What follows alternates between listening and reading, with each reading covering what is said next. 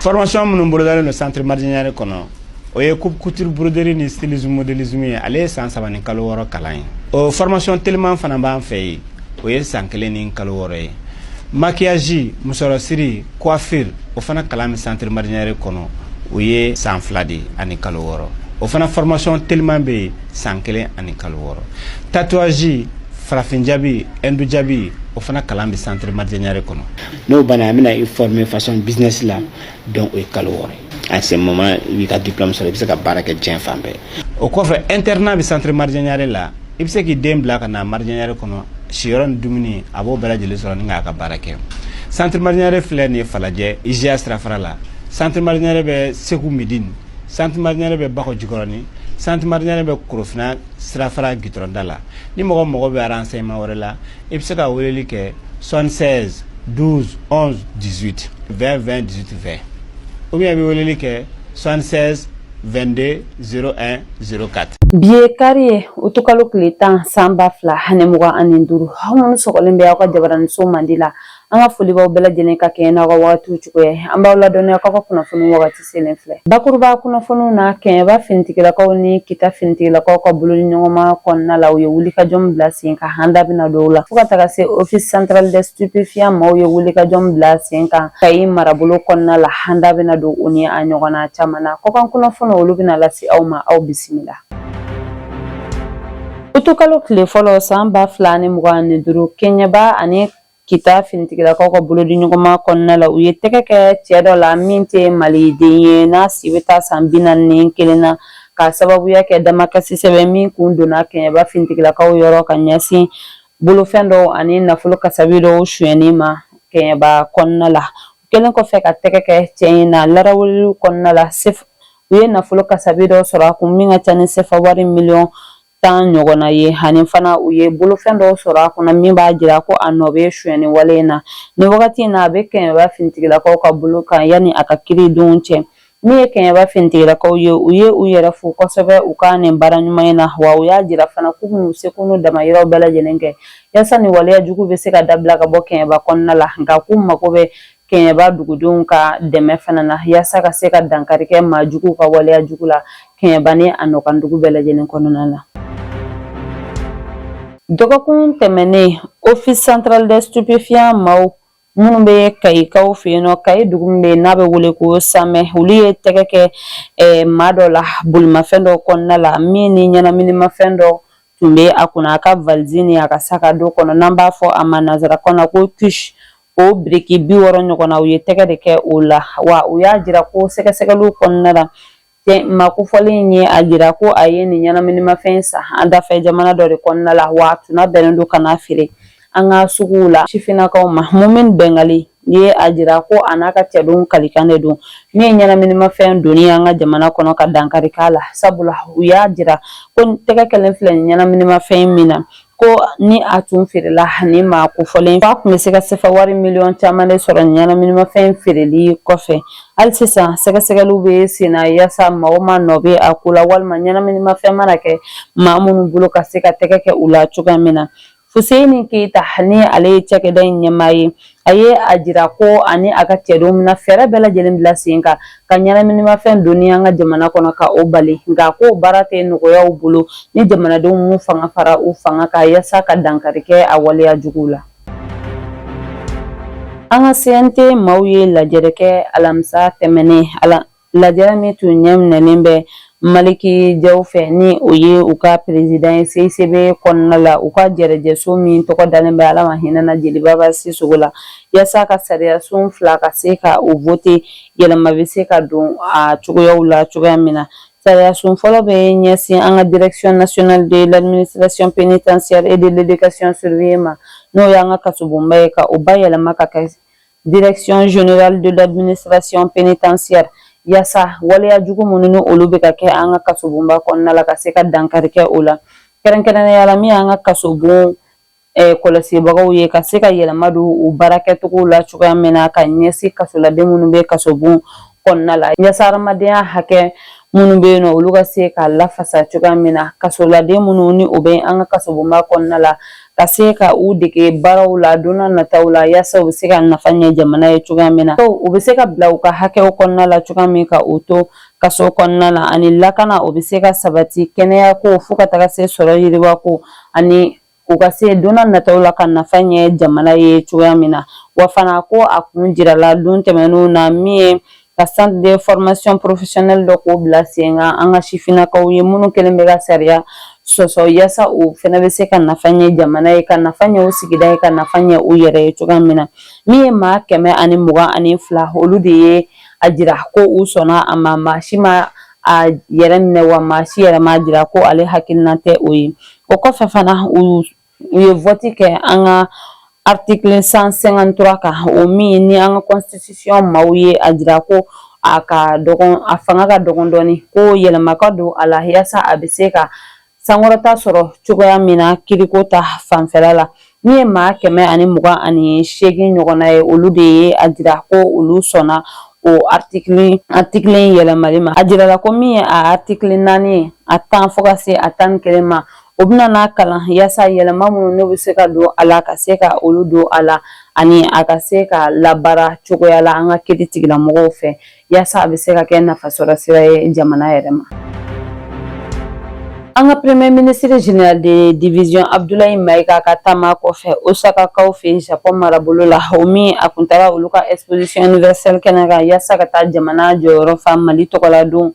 nin kɛnɛ kan cogoya min o kɔfɛ a ye i kunda Hawaza kan ni o bɛ Turkmenistankaw fɛ yen nɔ yaasa ka taa ONU ka lajɛrɛ min bɛ ka kɛ ka ɲɛsin jamanaw ma minnu ni kɔgɔjitiw fɛ yen nɔ ka taa jamana ani État du Sahel ani ka taga IAS fana jɔyɔrɔ fa kɛnɛ kan a ye kuma ta an ka jamanakuntigi ani Confédération des États du Sahel maaw tɔgɔ la ka ɲɛsin bolodi ɲɔgɔnma ma u bɛna minnu bila sen ka donna nataw la bɛɛ lajɛlen bɛ se ka nafa sɔrɔ cogoya min na wa fana ani nin jamana in jamanakuntigi ni o ye Turkmène jamanakuntigi ye Sedar Berdimuhamedow ani o fana ye ɲɔgɔn ye ka ɲɔgɔn kuma ɲɔgɔnya cogoya min na a seginna ka na an ka jamana kɔnɔna la jumadon utukalo tile 8 san 2025 a ka nin taama in kɔnɔna la jɔyɔrɔ min bɛ ban Maliba la ani IAS la scène internationale sanfɛ a ye o jira diɲɛma la wa fana a ye a jira fana ko jamana ani IAS bɛ se ka i jɔyɔrɔ fa sɔrɔ yiriwa ko ani yɛlɛmaw ta fanfɛla la scène internationale fɛnɛ sanfɛla la. An ka karamɔgɔ minnu ka baara bɛnnen bɛ ka an ka kanw ka olu don ba la cogoya min na an ka kalanso kɔnɔna la olu ka promotion tako sabanan bɔra utukalo tile 5 san 2025 ɲɛnajɛla bɛnna ka ɲɛsin an ka karamɔgɔw ma minnu ka baara bɛnnen bɛ ka an ka kanw ni o ye an yɛrɛ ka kanw ye ka olu don ba la cogoya min an ka kalanso kɔnɔna la olu ka promotion tako sabanan ɲɛnajɛ kɛnɛ ka an ka kalan minisiri Amadu Si Savanɛ tun bɛ yen nɔ utukalo tile 5 san 2025 u ye u ka diplôme sɔrɔ min ye maa 38 olu de labɛnna ni kalanyɔrɔ maaw fɛ minnu bɛna na bila an ka kalansow la yaasa ka se ka an ka kanw ka olu don ba la cogoya min na a jirala ko ni maa 38 bɛɛ lajɛlen pasera wa a jirala fana ko ka promotion premier o ye kuru 17 buruburu 90 sɔrɔ 20 sara la Seku Jalo ni ale kun ye lakɔli karamɔgɔ ninnu ka kuma lasebaga ye a y'a jira ko u ye kalan min sɔrɔ kalanyɔrɔ in na ko a kun nafa ka bon kosɛbɛ wa ko maa minnu tun b'u kalan tiɲɛ yɛrɛ la dɔnniya bɛ u la min ye an ka kalan minisiri Amadu Si Savanɛ ale ye a jira ko an ka kalanw donni ba la an ka jamana kɔnɔna la ko a nafa ka bon kosɛbɛ o hukumu kɔnɔ k'a bɛ welewelemada kɛ ka ɲɛsin jamanaden bɛɛ lajɛlen ma an k'an ka kalanw don ba la yaasa a bɛ se ka nafa lase an yɛrɛ ma wa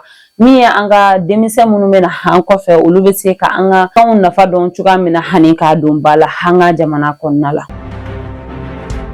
Yaasa kɔɔri sɛnɛbagaw bɛ se ka u ka kɔɔri sɛnɛ hɛrɛ ni baden n'a ka tɔnɔma bɔ ɲinan cogoya min na CMDT ɲɛmaayaso ye fɛɛrɛ bila sen kan ka fura di u ma min bɛna kɛ sababu ye ka u dɛmɛ ka fɛn kɛlɛ ni o bɛ wele nanzarakan na ko jadis yaasa ka se ka o don u ka foro kɔnɔna la u ka se k'u ka kɔɔri tɔnɔma bɔ o fɛn kana kɛ sababu ye ka dankari kɛ u ka baara kɛlen na cogoya min na a dira Yakuba Traoré de ma ni o ye kɔɔri sɛnɛbagaw ka jɛkulu ɲɛmaa ye. Ale ye welewelemada kɛ ka ɲɛsin kɔɔri sɛnɛbaga bɛɛ lajɛlen ma ko u ka to CMDT maaw kɔ u k'u fanga fara u fanga ka yaasa ɲinan kɔɔri ko a bɛ se cogoya min na ka kɛ nafasɔrɔ siraw bɛɛ lajɛlen ma u bɛ se ka a tɔnɔmabɔ ani jamana yɛrɛ fana bɛ se ka nafa sɔrɔ a la cogoya min na.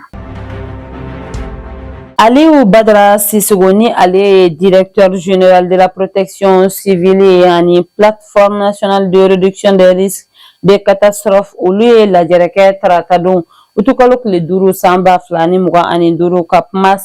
samiya kɔnɔna la san bɛ ka tiɲɛni min don maaw kunna ka se ka u da don o la ani fɛɛrɛ minnu bɛ se ka sɔrɔ a la cogoya min na. Seku Gassama ni lieutenant Seku Gassama ale ye kuma ta k'a jira ko samiya daminɛ ni sisan cɛ ji ye tiɲɛni caman de kɛ jamana in yɔrɔ caman na sabula a y'a jira ko min ye inondation 27 o de kɛra an ka jamana kɔnɔna la ka ɲɛsin du 790 ɲɔgɔnna ma min kɛra sababu ye ka maa 30 ka olu jogin maa 18 olu kɔni bɔnɛna u ni na u ka ni lajɛrɛ in kɛnɛ kan u ye hakilina falen kɛ u bɛna fɛɛrɛ minnu bila sen kan donna nataw la yaasa ka ji ka tiɲɛni ka o bali ka bɔ maaw kan cogoya min walima ni inondation kɛra ka fɛɛrɛ bila sen ka teliyala ka dɛmɛ don o maaw ma yani maa ka fatu walima maa ka jogin a la o hukumu kɔnɔ fana ko b'a ɲini jamanadenw fɛ ko an ka an janto an yɛrɛ la wa an ka jitɛmɛsiraw ani an ka fonse dingɛw an ka se ka olu labɔ yaasa ji kana na tiɲɛni don an kunna cogoya min na wa k'u bɛna fɛɛrɛw bila sen kan fana ka